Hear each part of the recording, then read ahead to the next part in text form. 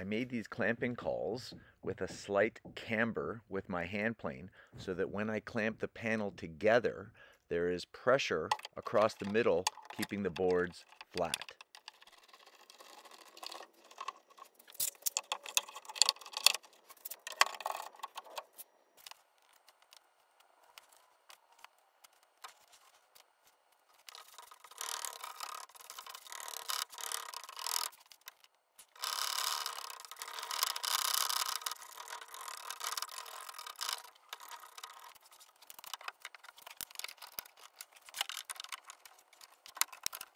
So now I've got this out of the clamps and all sanded up on both sides. What I want to do is use this 3/4 inch material, but I want to give the impression that it's 1.5 inches thick. So what I'm going to do is I'm going to clean up this end, then I'm going to cut off about 2 or 3 inches, making sure I maintain my table width, which I want to be around 41 or 42 inches. And I'm going to take this piece, I'm going to put it underneath and glue it on so that when you look from the end grain, you're going to see that 1.5 inch thickness. Now, of course, you would be able to see that from the side, but this double piece that I glued up here, what I'm going to do is I've cleaned this up, so I now have a nice square corner. I'm going to cut off a 2-inch strip and another 2-inch strip. So the sides will be double thickness and the end is going to have that piece folded over for double thickness.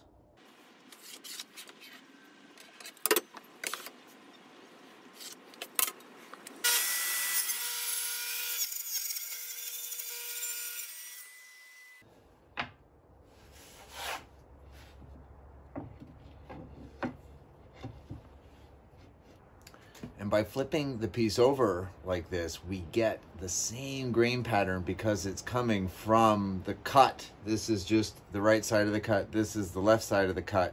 So it's gonna match perfectly. The rings, you can see, are kind of coming together here, or if I glue this piece underneath like this, you can see with a nice tight glue line, this is going to look pretty good when it comes together. And everything is still oversized at this point, so that once this is glued together, I can clean this up with a final pass. Not too worried about the edges because I'm going to soften those maybe with a chamfer bit. It's also a little bit oversized on the width right now, so I can get my side pieces cut down, and I will glue them on after this glue up has had a chance to dry. But I don't know if you can tell by the temperature, it's too cold outside for me to do the glue up. So I'm gonna have to get it all ready and then bring the wood inside, let it warm up, and do the glue up.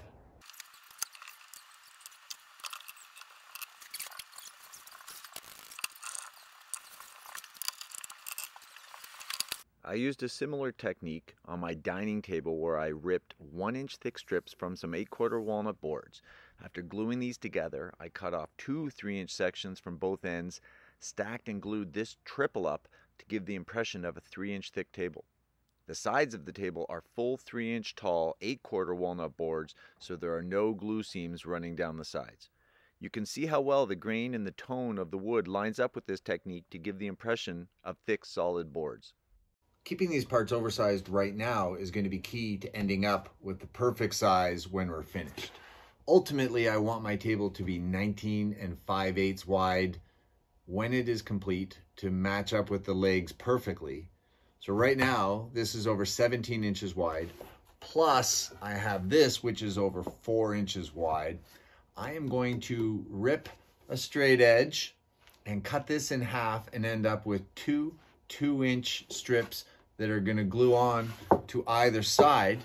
Plus, since this is already wider than it needs to be by over 1 inch, I'm going to be able to bring this back down. I'm going to use my track saw, give myself a perfectly clean edge that I can glue into. Might use my domino just to align up these surfaces and really minimize the sanding.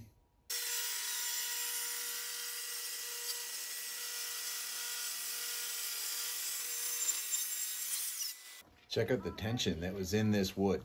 This was my 4-inch piece of oak, and you can see it's touching at this end and touching at this end, and yet there's about almost a 1/8 inch gap right here in the middle. No, with some clamping pressure, I'll be able to get that back, and I'll be able to get nice tight glue lines here on this. But this is the reason you use a riving knife in your table saw, because if it weren't for that, I probably would have had some pinching on the back side of the blade, and it could have lifted the wood off of the table. So let's check it out. Basically, I have these two pieces. I'm going to take this one and put it on this side, and this one on this side, and you can see I've left these plenty long so that I can do a nice clean cross cut on this end and on this end once these are glued together. But it is still way too cold outside for me to do any glue ups. So I'm going to take these pieces inside, let them warm up, and then I will glue them and clamp them and let them rest overnight indoors. See you tomorrow.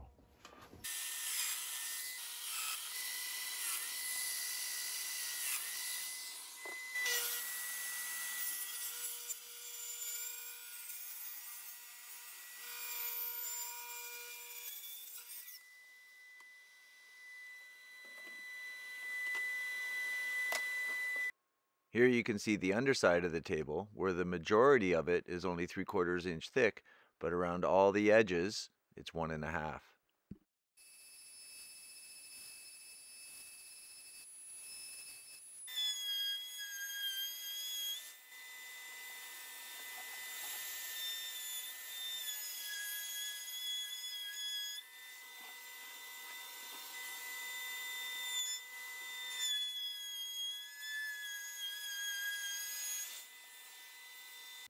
These are the chrome legs that I will eventually attach to the underside of this table through these mounting holes. But this is the reason I was building the width to such a specific number, because I wanted the sides to be flush with the legs when they are attached.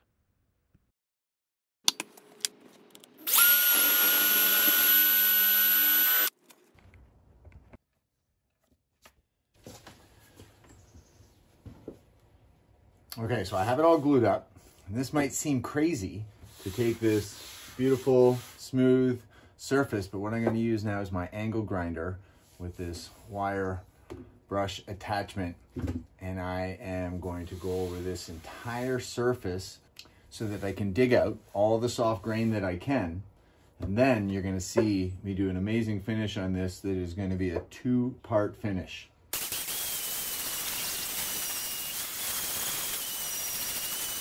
You can really see how it has removed all the little bits of softer wood inside this cathedral graining. And we're really going to highlight that in the finish in the next step of this process. But it's left this harder wood, and it's actually still quite smooth, but you can feel that it's a little bit lower in those grains. Okay, so I've moved inside to put the finish on. Well, step 1 of the finish. The one I'm going to use here is Super Black India ink. I'm going to flood the surface. I'm going to really give it a good chance to soak in everywhere, wipe off any excess, and then make sure it has plenty of time to dry. I'm probably going to give this a full 24 hours inside my laundry room here and make sure that it's absolutely dry and ready for step 2.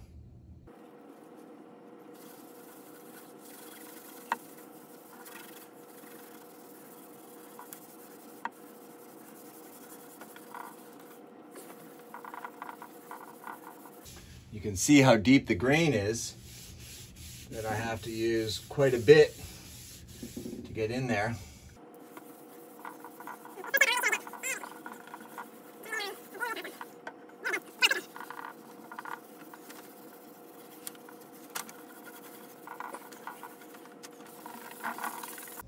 The second step, once the ink is dry, is to apply some Rubio Monocoat white, or any color that you would prefer, onto the surface where it will be absorbed into those softer, grainier sections that were dug out by the wire brush.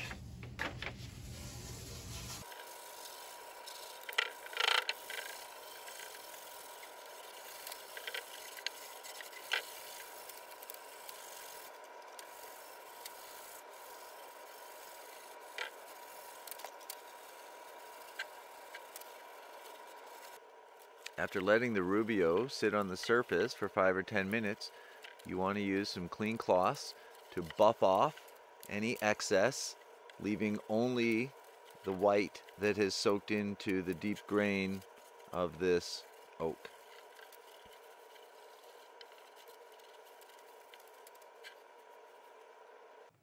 And here is the finished coffee table in our sitting room.